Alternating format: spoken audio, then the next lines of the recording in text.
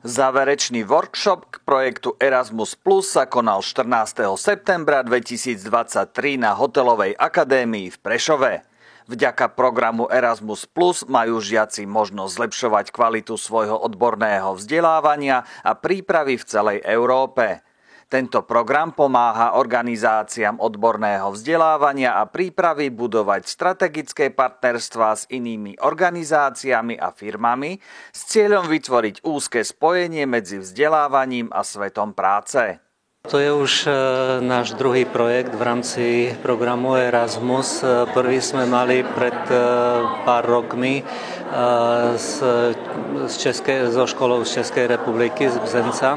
Teraz sme si vybrali školu zo Slovenska v mestečku Bled.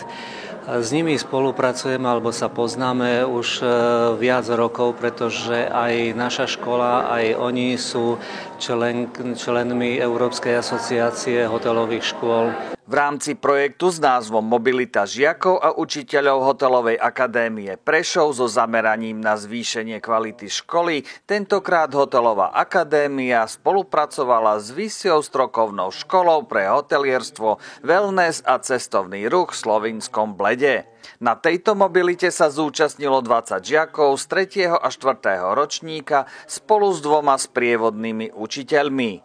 Táto jedinečná príležitosť im umožnila získať praktické skúsenosti v oblasti hotelierstva a cestovného ruchu, pričom spolupracovali s profesionálnym personálom. Boli sme tam v hoteli Astoria a v hoteli Lovec. Jeden je vlastne 4-hviezdičkový a jeden je 3-hviezdičkový. Pracovali sme na rôznych odvetiach, ako sú napríklad wellness, recepcia, obsluha a takisto aj kuchyňa. Rozprávali sme sa s hostiami po slovinsky v rôznych jazykoch. Naučili sme sa veľa noviniek a veľa nových vecí, ktoré vlastne použijeme potom do života. A bola to jedna z najlepších skúseností na Hotelovej akadémii a odporúčam ju určite každému študentovi. Aký je základný rozdiel podľa študentov medzi mestom Prešov a Bled? Vlastne v porovnaní s mestom Prešov je Bled menší, ale je to turisticky vyspelé miesto. Veľa ľudí tam vlastne chodí, navštevujú to a ako príroda je tam nádherná. Nie je to až tak zaľudnené ani zastávané ako Prešov. A čo sa týka, napríklad bol tam jazero, na ktorom sa v strede jazera nachádzal ostrov s kostolom na ňom. Tam sa vlastne dalo prejsť loďkou a veľmi je tam mať pekný výhľad. A takisto je tam hora, na ktorej sa nachádza vlastne Bledský hrad a z neho je tiež veľmi pekný výhľad na celé okolie, taká panoráma na celý Bled.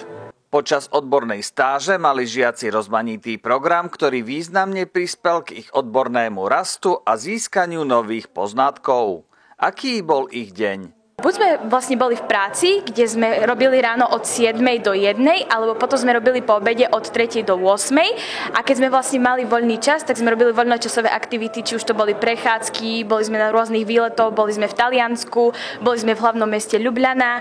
Bolo to veľmi zaujímavé a stále vlastne niečo bolo na pláne, alebo sme boli v nejakej spoločenskej miestnosti, kde sme sa všetci spolu rozprávali. Samuel pracoval na recepcii. Ako vnímal hosti a akým jazykom sa tam komunikovalo? Boli z celého sveta, chodili ku nám Američania, z Brazílie ku nám prišli vlastne z celej Ázie aj okolia, aj zo Slovenska ku nám chodili, Nemecka, Poľska, Maďarska, ale komunikovalo sa hlavne prevažne v angličtine, ale tak aj jak hovoria Slovinci, aj dosť sa komunikovalo v nemčine, nemčina je tam tiež celkom preslávená, oni to berú ako keby vlastne ich druhý jazyk. A vlastne nestretli ste nikoho, kto by nerozprával z cestovného ruchu po nemecky. Aj nemeckí hostia ku nám veľa chodili a navštevovali nás, lebo sa im tam páčilo, prichádzali každý jeden rok, už tam boli stáli hostia a hoteloví recepčných už aj spoznávali, takisto ako personál. V rámci 3-týždňového programu mali žiaci aj voľný čas, ktorý sa snažili využiť aktívne a čo najviac poznať krásy Slovinska. My sme vlastne, čo sa týka Bledu, boli v okolí v národnom parku, volá sa Triglavský národný park. Je celkom dlhý, celkom sa to podobá na náš slovenský raj, sú tam také lavičky, mostiky, vodopády a je to tam veľmi pekné, obklopené prírodou a nie je tam ani veľa ľudí. 8 učitelia odborných predmetov Hotelovej akadémie získavali nové poznatky a skúsenosti vo výučbe odborných predmetov i praktického výcviku.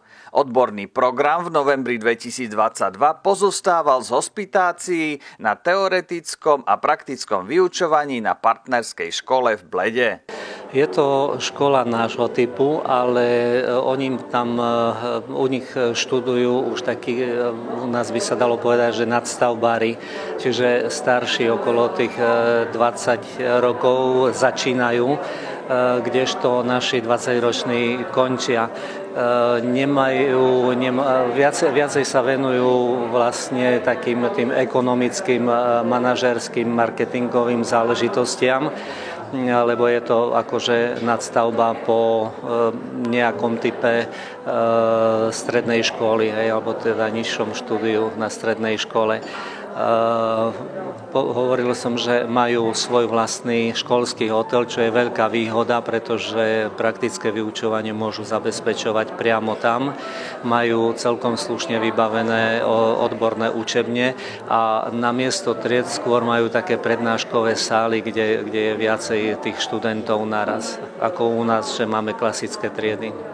Projekt Mobilita smerujúca k zvýšeniu kvality školy prispela k celoživotnému vzdelávaniu účastníkov, ktoré je nevyhnutné vzhľadom k rýchlemu životnému tempu, neustálemu prísunu nových informácií, potrebe každodennej reflexie na meniace sa podmienky a požiadavky praxe. Bolo to badať aj na záverečnom workshope, kde si žiaci pripravili prezentácie k projektu. Pripravuje sa aj tretie pokračovanie Erasmus Plus na Hotelovej akadémii. Áno, už sme o tom uvažovali a zase by sme chceli urobiť projekt s našimi susedami z Českej republiky. Žiakom v rámci tohtoročného projektu boli odovzdané certifikáty o absolvovaní mobility a workshop bol ukončený, ako sa na hotelierov patrí, slávnostným obedom.